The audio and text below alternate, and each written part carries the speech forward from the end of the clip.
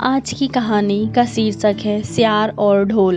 एक बार एक जंगल के निकट दो राजाओं के बीच घोर युद्ध हुआ। एक जीता दूसरा हारा। सेनाएं अपने नगर के लिए लौट गईं। बस सेना का एक ढोल पीछे रह गया। उस ढोल को बजाकर सेना के साथ भाट व चारण रात की वीरता की कहानी सुनाते थे। युद्ध के बाद एक दिन आंधी आई। आंधी की जोर से वह ढोल लुढ़कता पुढ़कता सूखे पेड़ के पास जाकर टिक गया। उस पेड़ की सूखी टहनियां ढोल से इस तरह सट गई कि वह तेज हवा चलते ही ढोल पर टकरा जाती और ठमाठम गुंजायमान आवाज होती। एक सियार उस क्षेत्र में घूमता था। उसने ढोल की आवाज सुनी। वह बड़ा भयभीत हुआ। अजीब आवाज बोलते पहले उसने किसी जानवर को नहीं सुना था। वह सोचने लगा, यह कैसा जानवर है जो ऐसी जोरदार बोली बोलता है। ढमाढम सियार छुपकर ढोल को देखता रहता है, यह जानने के लिए यह जीव उड़ने वाला है या चार टांगों से दौड़ने वाला। एक दिन सियार झाड़ियों के पीछे छुपकर ढोल पर नजर रखे था। तभी पेड़ से नीचे उतरते ही एक गिलहरी कूदकर ढोल पर उतरी। हल्की सी ढमकी आवाज आई। गिलहरी ढोल पर बैठी दानक उतरती रही। सियार बड़बड़ाया, ओह, तो कोई हिंसक जीव नहीं है, मुझे भी डरना नहीं चाहिए। सियार फूंक फूंक कर कदम रखता ढोल के निकट गया।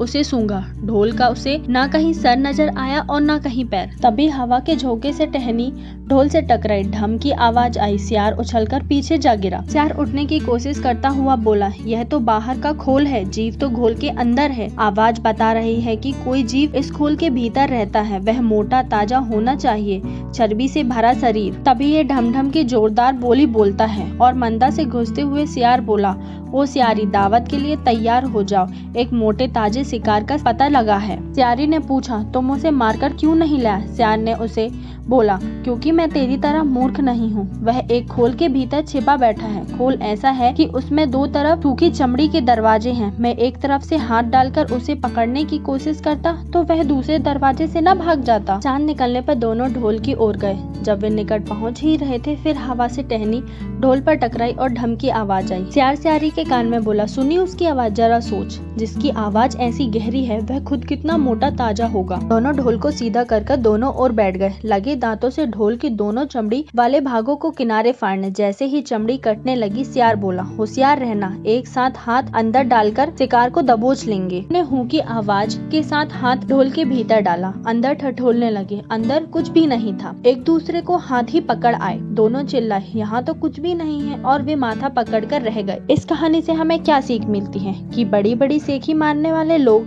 भी ढोल की तरह ही होते हैं, अंदर से खोखले। ऐसी ही कहानियों को सुनने के लिए like the video and subscribe my channel.